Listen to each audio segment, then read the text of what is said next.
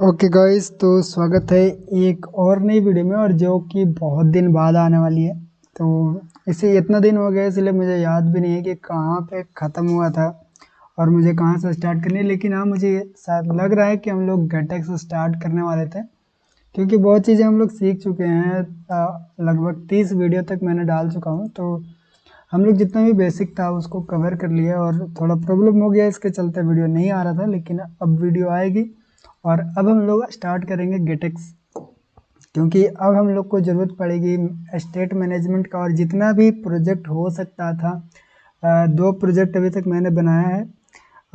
मैं सोचता था कि और प्रोजेक्ट बना कर डाल दूँ, लेकिन फिर लैपटॉप ख़राब हो गया तो नहीं हो पाया। लेकिन हाँ, अब हम लोग जो भी प्रोजेक्ट करेंगे उसके अंदर स्टेट मैनेजमेंट के भी काम करेंगे, क्योंकि बिना स्टेट मैनेजमेंट का प्रोजेक्ट बनाना थोड़ा सा मतलब लेंदी हो जाता है, हार्ड रहता है, उसको मैनेज करना अच्छा नहीं रहता। ये सारी चीज़ें आप समझ सकते हो, ठीक है। तो स्टेट मैनेज करने के लिए सबसे पहले, अगर आपको कुछ नहीं आता है, कोई भी स्टेट मैनेजमेंट पैकेज नहीं सीखो, कोई भी टेक्निक नहीं आती है, तो बहुत बढ़िया ऑप्शन है कि आप गेटेक्स से मतलब स्टार्ट करो, ठीक है। अब गेटेक्स क्या होता है वो चीज़ें हम लोग सबसे पहले देख लेते हैं। तो अगर आप यहाँ पे आओ गूगल पे, और यहाँ पे लिखो गेटेक्स फ्लटर, ठीक है।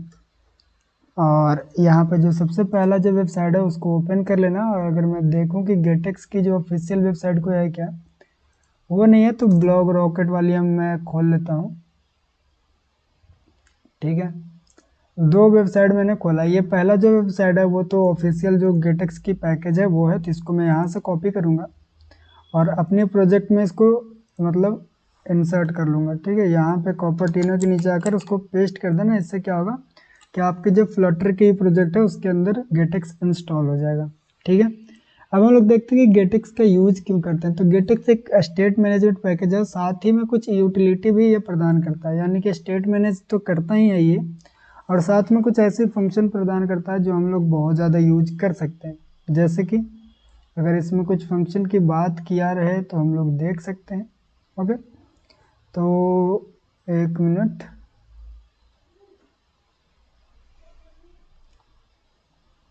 ठीक है। तो यहाँ पे गेटेक्स जो है वो देखो, इसी के अंदर अब हम लोग को मिलेगा देखने के लिए। हाँ, देखो ये हमारी स्टेट मैनेजमेंट 3 पिलर्स है गेटेक्स की। वो जो है वो स्टेट मैनेजमेंट है, राउट मैनेजमेंट और डिपेंडेंसी मैनेजमेंट।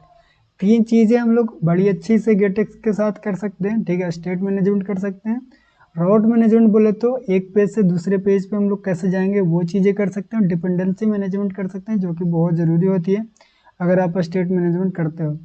ये काम करने के साथ साथ गेटेक्स यूटिलिटी प्रदान करता है, जैसे कि ट्रांसलेशन।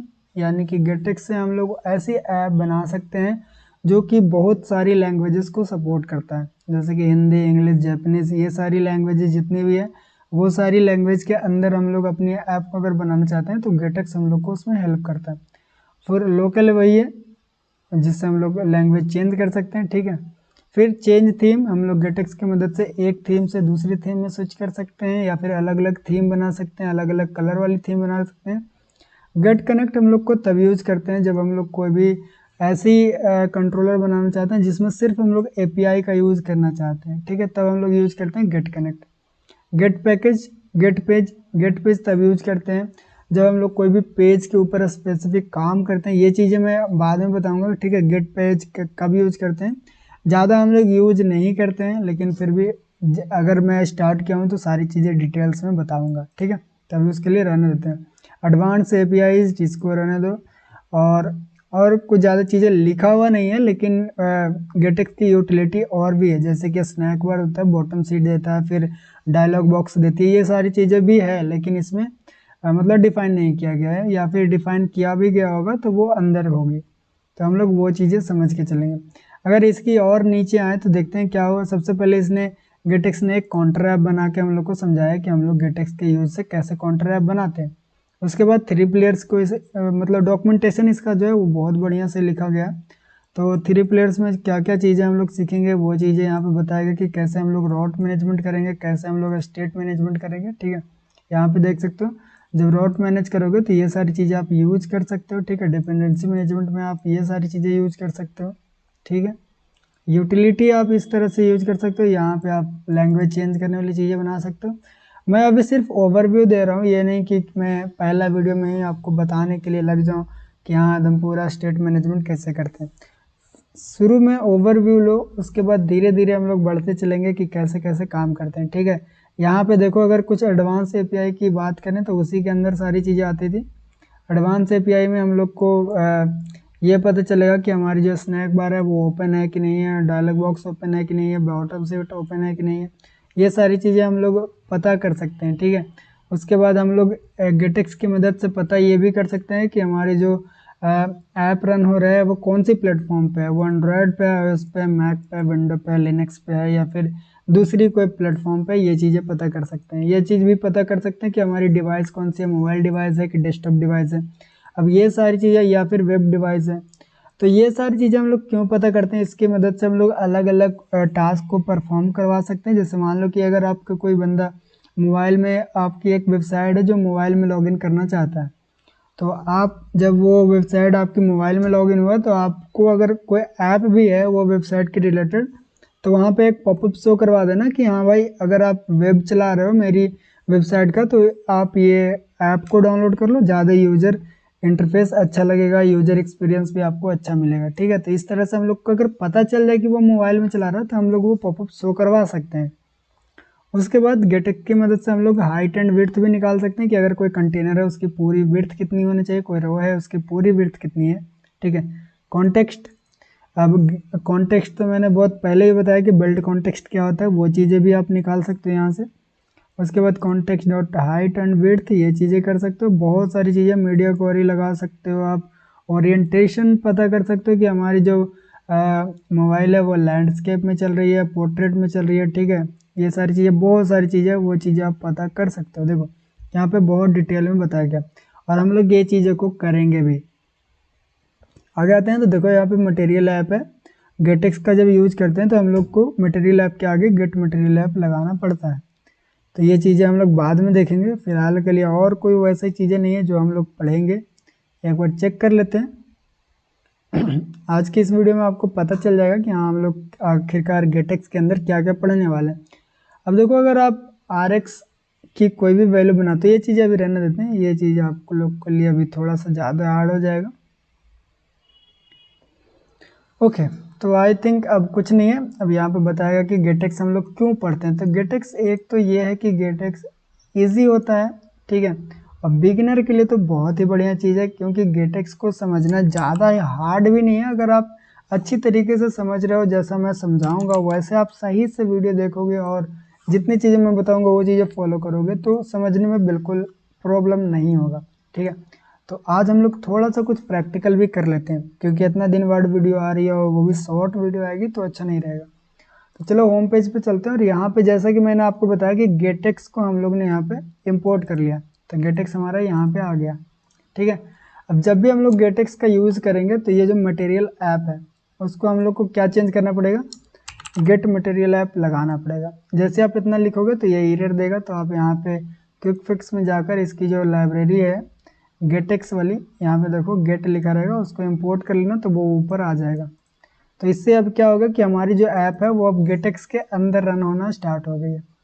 आपको कन्फ्यूजन ना हो इसके लिए मैं सारे जितने भी आलतू फालतू के थीम में लिखा हुआ था वो सारी चीज़ें हटा दिया। यहाँ पर डीबग सो बैनर को भी फॉल्स लगा देता हूँ। ठीक है, कुछ बंदे बोलते थे कि कोड को जूम करके लिखा करो। ठीक है, तो यार कभी कभी क्या होता है कि याद नहीं रहता, और मेरी हैबिट है कि जूम इतना पर लिखने की हैबिट है।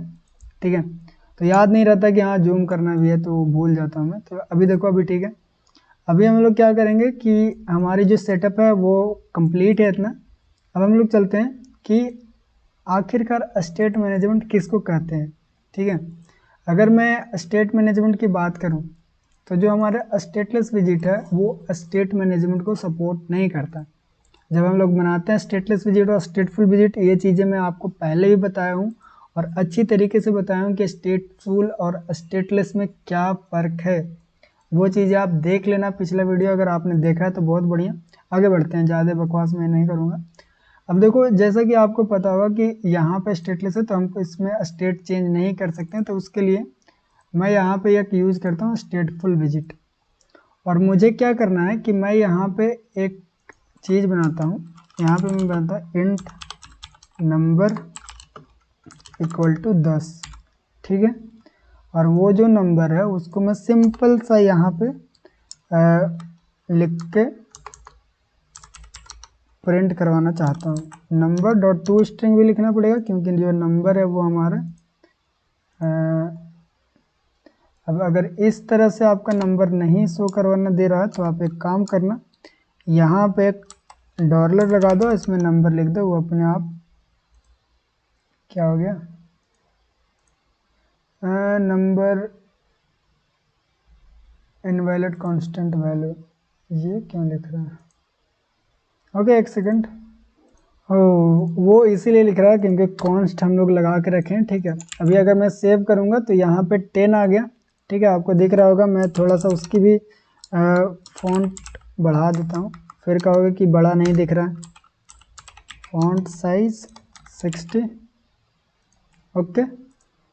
अभी क्या करना है मुझे कि जब भी मैं एक बटन पर क्लिक करूँ तब यहाँ पे इसकी वैल्यू बढ़नी चाहिए, ठीक है।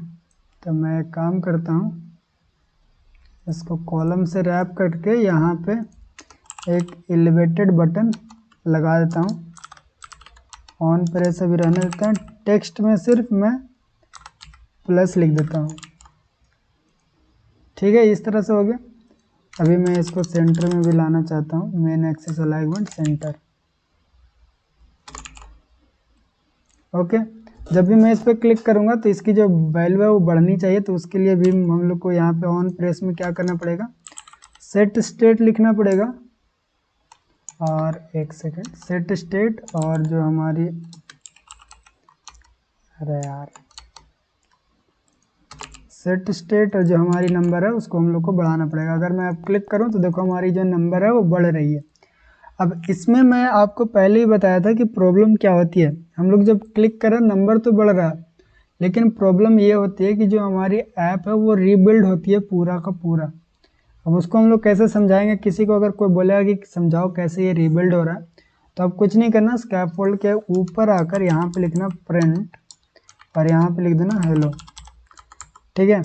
इसका मतलब ये होगा, अगर ये हेलो प्रिंट होता है यानी कि ऐप ये ऊपर से रीबिल्ड होता हुआ आया है यहाँ तक, ठीक है।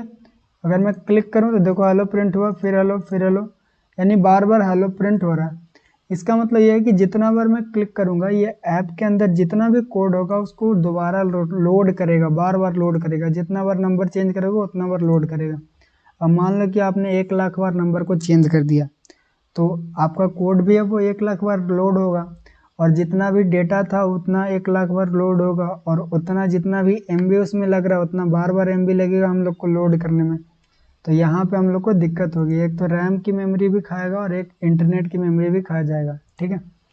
तो उसका सोल्यूशन ये है कि जितना भी पार्ट को हम लोग चेंज करवाना चाहते हैं, जैसे कि हमारी जो ऐप है उसमें सिर्फ इतना ही पार्ट हम लोग को चेंज हो रहा है जो कि लिखावट है मेरा, तो हम लोग चाहते हैं कि अगली बार जब ये नंबर चेंज हो तो सिर्फ इतना ही रीबिल्ड हो जितना लिखा हुआ है, ना कि पूरा स्क्रीन रीबिल्ड हो। तो वहाँ पे हम लोग यूज़ करते हैं गेटेक्स की, ठीक है। यानी जितना ज़रूरत है रीबिल्ड करने की उतना ही रीबिल्ड होगा और उसके अलावा कोई रीबिल्ड नहीं होगा। तो वो चीज़ें हम लोग स्टेटलेस विजिट में भी कर सकते हैं। स्टेट मैनेजमेंट का मतलब ये होता है कि स्टेटलेस विजिट में हम लोग काम करेंगे, ठीक है। तो ये चीज़ को मैं यहाँ से स्टेटलेस में दोबारा से चेंज करना चाह रहा हूँ, 1 मिनट।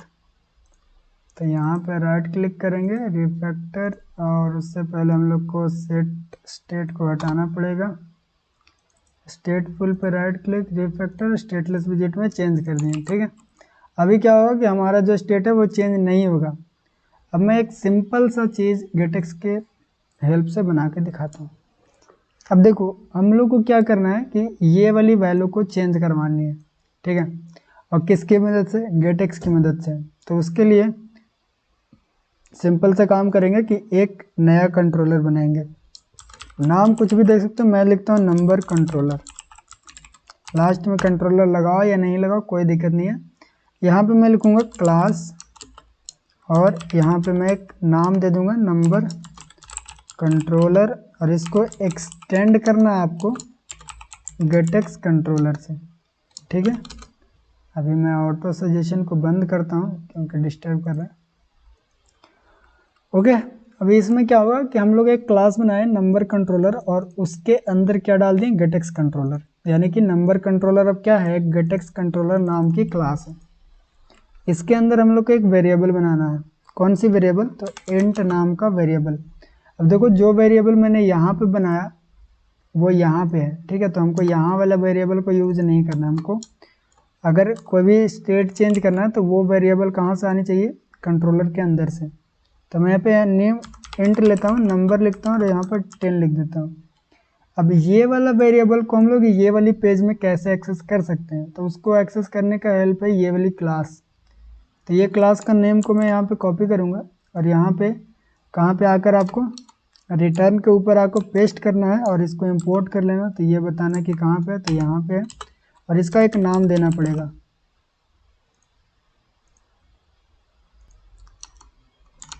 मैं इसका नाम नंबर कंट्रोलर स्मॉल में लिख देता हूँ, इक्वल टू लिखना, गेट को इंपोर्ट कर लेना है यहाँ पे डॉट पुट और इसके अंदर भी आपको नंबर कंट्रोलर लगा देनी है ऐसे।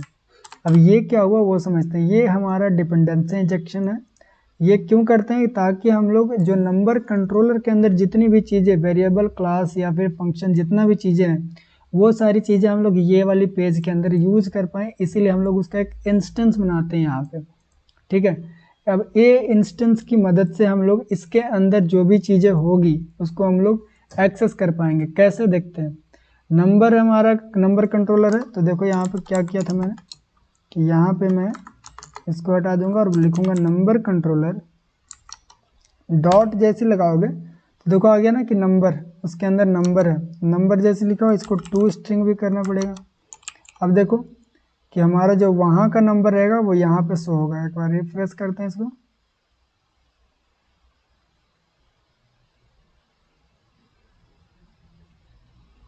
ओके। तो देख सकते हो कि हमारी जो नंबर है वो 10 शो होने लगा और 10 कहाँ पे मैंने डिफाइन किया था, यहाँ पे।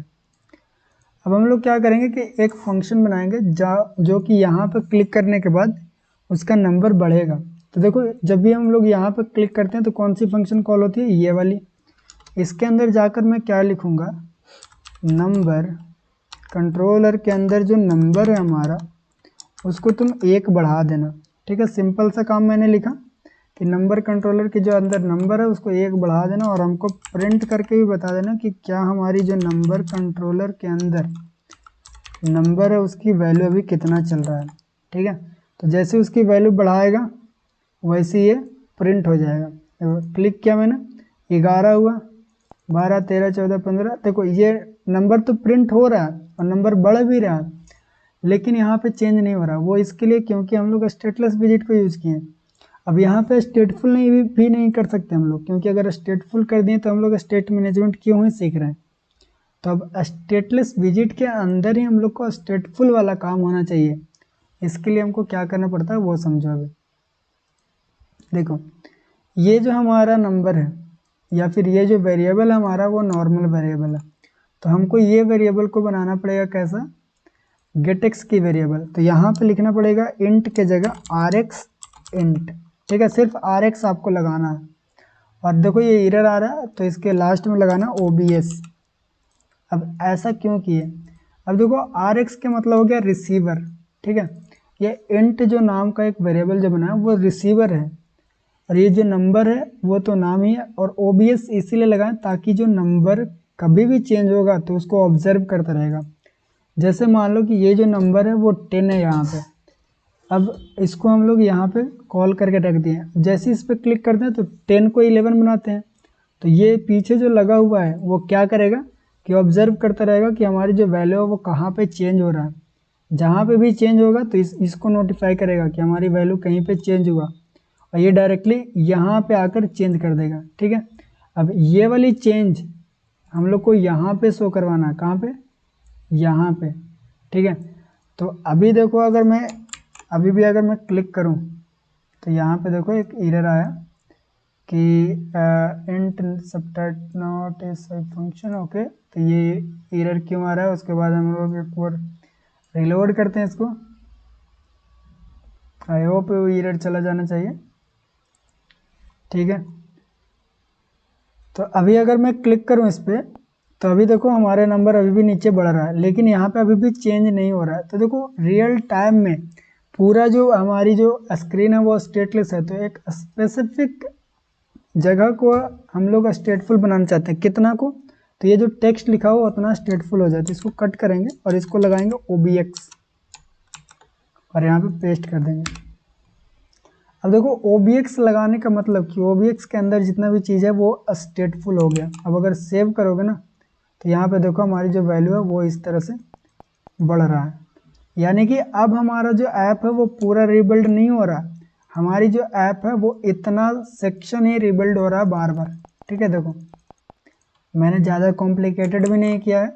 एक बार फिर से समझाता हूँ कि हम लोग ने एक सिंपल सा कंट्रोलर क्लास बनाया, उसके अंदर एक RX नाम का इंटीजर वैल्यू हम लोग ने डिफाइन किया। क्यों डिफाइन किया RX? क्योंकि हम लोग गेटएक्स सीख रहे हैं, इसीलिए उसके अंदर RX एक वैल्यू होता है। और OBS क्या है? OBX एक उसका मतलब कि गार्ड है, वो गार्डिंग करता है कि इसकी वैल्यू कहीं पे चेंज हो रहा है क्या। जैसे ही चेंज होता है तो इसको नंबर को पता चल जाएगा कि वैल्यू कहीं पे चेंज हुआ है, और जैसे ही वैल्यू कहीं पे चेंज होगा तो OBX जो है वो वैल्यू को यहाँ पे अपडेट करेगा, यानी कि स्टेटफुल विजिट में अपडेट करेगा वो वैल्यू को, ताकि आपको देखने को मिले कि वो वैल्यू कहाँ पे चेंज हो रहा है। अब जो भी हम लोग यहाँ पे फंक्शन, ये क्लास के अंदर जो भी वेरिएबल या मेथड या कुछ भी बनाएंगे उसको एक्सेस करने के लिए हम लोग यहाँ पर डिपेंडेंसी इंजेक्शन का यूज करते हैं। सिंपल सा चीज़ है। अगर आपको अभी भी समझ में नहीं आया है तो देखो यार, अगर समझ में नहीं आया तो बताना पड़ेगा आपको कमेंट में, और अगर समझ में आ भी गया तो भी कमेंट करना कि हाँ भाई समझ में आ गया, ताकि हमको भी पता चलता रहे कि कितना लोग जो है वो सीरियसली पढ़ रहा है, ताकि कंटिन्यू रखने में हमको भी मदद मिले।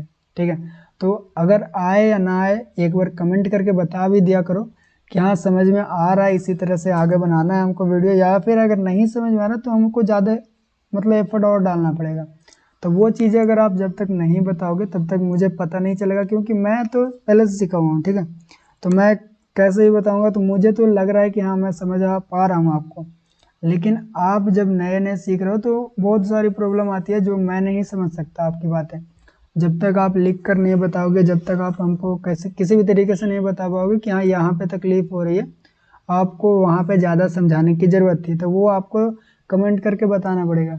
ठीक है, आई होप आपको ये थोड़ी सी मतलब शॉर्ट वाली गेटेक्स थी, ये पूरा गेटेक्स नहीं है, ये सिर्फ एक छोटा सा इंट्रो है गेटेक्स की, और आपको ये अच्छा लगा होगा। अगर ये अच्छा लगा होगा तो वीडियो को लाइक करना और कमेंट कर देना जो भी राय है आपका। मिलते हैं अगले वीडियो में, तब तक बाय बाय।